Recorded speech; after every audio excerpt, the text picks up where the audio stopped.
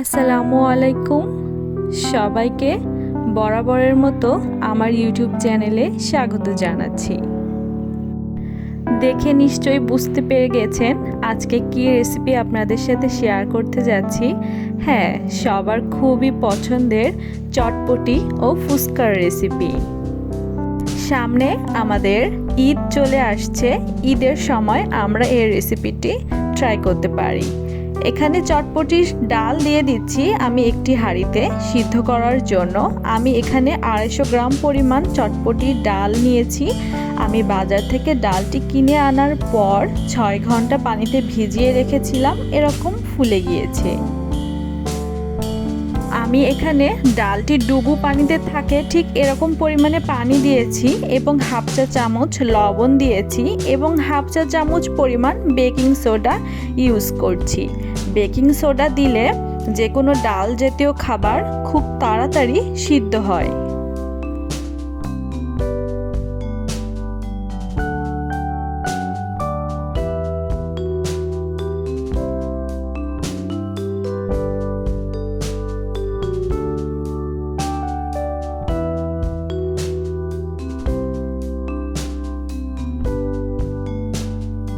চুলার আঁচটিও আমি আপনাদেরকে দেখিয়ে দিলাম, এরকম মিডিয়াম টু হাই হিটে রাখতে হবে, তা না হলে ডালটি বলক উঠে পানি নিচে উপচে পড়ে যাবে। এবার আমি ঢাকনা খুলে আমি 3টি মাঝারি সাইজের আলু কেটে এরকম সাইজ করে দিয়ে দিচ্ছি। ডালটি যতক্ষণে সিদ্ধ হতে থাকবে ততক্ষণে আমরা অন্যান্য চটপটির উপকরণগুলো রেডি করে নেই। এখানে আমি একটি তেঁতুল নিয়েছি। এই তেঁতুলটি আমি মার্কেট থেকে 20 টাকা দরে এইটুক পরিমাণ তেঁতুল পেয়েছি। আমি একটি বোলে ঢেলে দিচ্ছি। আমি তেঁতুলের কাঠটা এখানে তৈরি করব। তেঁতুলের কাঠ তৈরির জন্য প্রথমে তেঁতুলটিকে ডুবু পানিতে আধা ঘন্টার মতো ভিজিয়ে রেস্টে রেখে দিচ্ছি।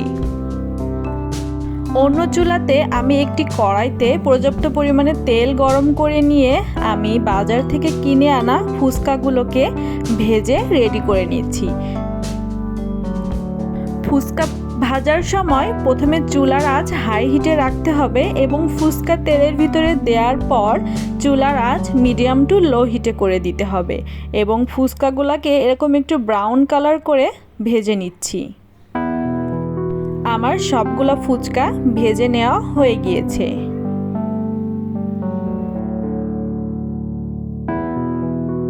এদিকে আমার চটপটির ডালটির পানি প্রায় শুকিয়ে এসেছে, আলুগুলা সিদ্ধ হয়ে গিয়েছে। চটপটির ভিতরে আলুগুলাকে ম্যাশ করে দিলে খেতে অনেক বেশি মজা লাগে।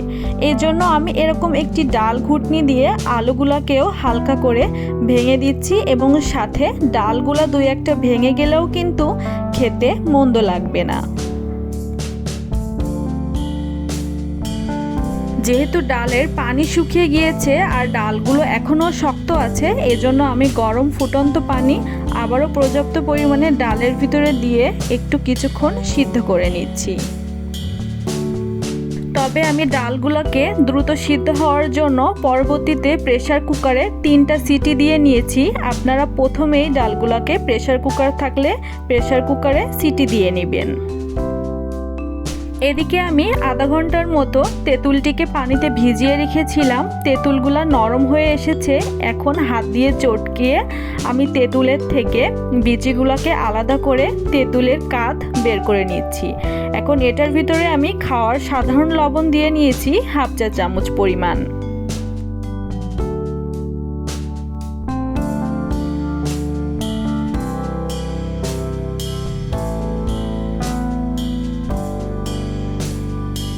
এখন দিয়ে দিচ্ছি হাফ চা চামচ পরিমাণ বিট লবণ।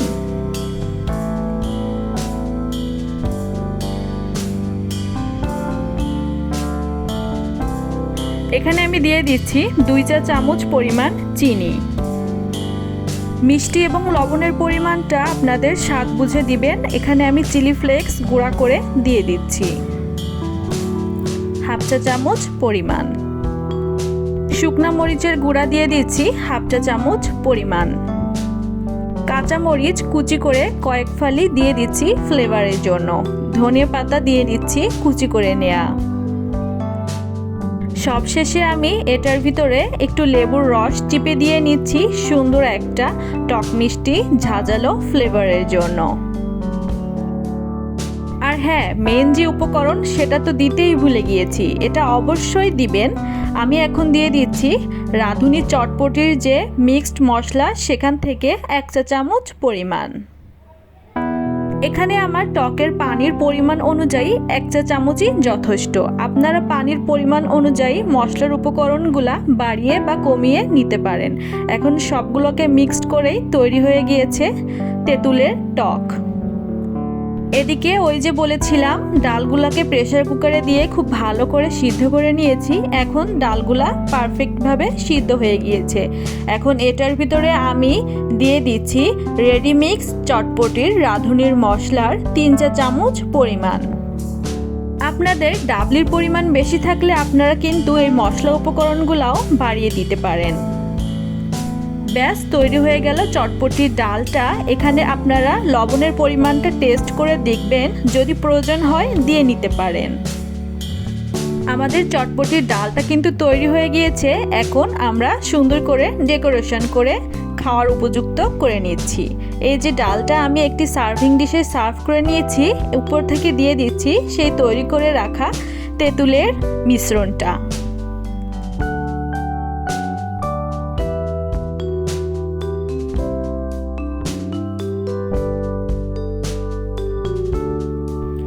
দোকানের মামাদের মতো চটপটির স্বাদটিকে দ্বিগুণ করতে আমি এখানে দিয়ে দিচ্ছি কুচি করে নেওয়া শসা,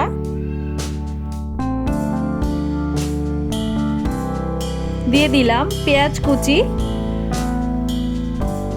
কিছুটা পরিমাণ কাঁচামরিচ কুচি করে নেওয়া, দিয়ে দিচ্ছি ধনিয়া পাতা কুচি, একটু লেবুর রস উপর থেকে চিপে দিয়ে নিচ্ছি, আর গ্রেট করা সিদ্ধ ডিম।